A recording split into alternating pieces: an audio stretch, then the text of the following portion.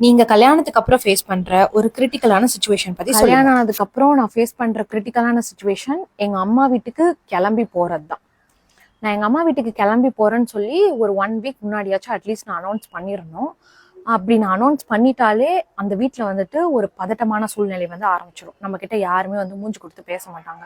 எது கேட்டாலும் செய் அப்படின்னு தான் சொல்லிட்டு இருப்பாங்க. ஸோ இன்னைக்கு வந்து நான் எங்கள் அம்மா வீட்டுக்கு கிளம்புறேன், 10 மணிக்கு கிளம்புறேன் அப்படின்னா நான் காலைல 6 மணிக்கோ 5:30 மணிக்கோ எழுந்திரிச்சு அடுத்த 3 நாளைக்கு தேவையான எல்லா ப்ரிப்பரேஷன் ஒர்க்கையும் நான் பண்ணிடணும். பண்ணிட்டு நான் வந்து கிளம்பி போறேன் அத்தை அப்படின்னு சொல்றோம் அத்தை கிட்ட. அத்தை நான் போயிட்டு வரேங்க அத்தை அப்படின்னு சொல்லும் போது, சரி போயிட்டு வா அப்படின்னு சொன்னாங்கன்னா, போயிட்டு சொன்ன டைமுக்கு வந்துரு அப்படின்னு அர்த்தம். அப்படின்னு சொன்னாங்கன்னா, நீ போறதே எனக்கு சுத்தமா பிடிக்கல அப்படின்னு அர்த்தம். ஒருவேளை அவங்க எதுவுமே சொல்லாம இருக்காங்கன்னா, நீங்க போவே கூடாது, பேக் எடுத்துட்டு போய் ரூம்ல வச்சுட்டு அந்த வீட்டு வேலையை நீங்க பார்க்க ஸ்டார்ட் பண்ணிடணும். சரி விடுங்க, உங்க அம்மா வீட்டுக்கு போனீங்கன்னா நீங்க ஜாலியா இருப்பீங்கல்ல.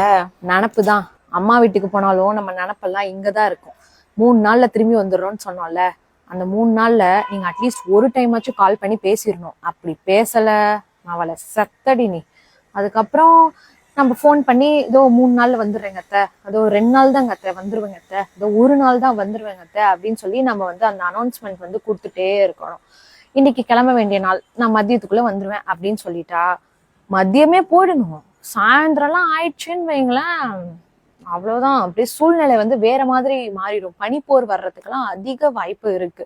இதுல எக்ஸ்ட்ரா 1 நாள் 2 நாள் இருந்துட்டு வரோம் அப்படின்னு சொல்லி நம்ம பெர்மிஷன் கேட்கணும்னு நினைச்சு கால் பண்ணோன்னு வைங்களேன், அப்போ வரும் பாருங்க ஒரு கை கால் உதிரெல்லாம், அப்படியே எச்ச தொண்டைக்குள்ள முழுங்க முடியாம, அத்தை அத்தை எக்ஸ்ட்ரா 1 நாள் மட்டும் இருந்துட்டு வந்துடுறேங்க அத்தை, வீட்டுல கொஞ்சம் அவங்களுக்கு முடியலைங்களா, இந்த மாதிரி ஏதோ ஃபங்க்ஷன் இருக்கு அதுக்கு போயிட்டு அப்படியே வந்துடுறேங்க அத்தை, இந்த மாதிரிலாம் கேட்டு பெர்மிஷன் வாங்குறதுக்குள்ள போதும் போதும்னு ஆயிடும்.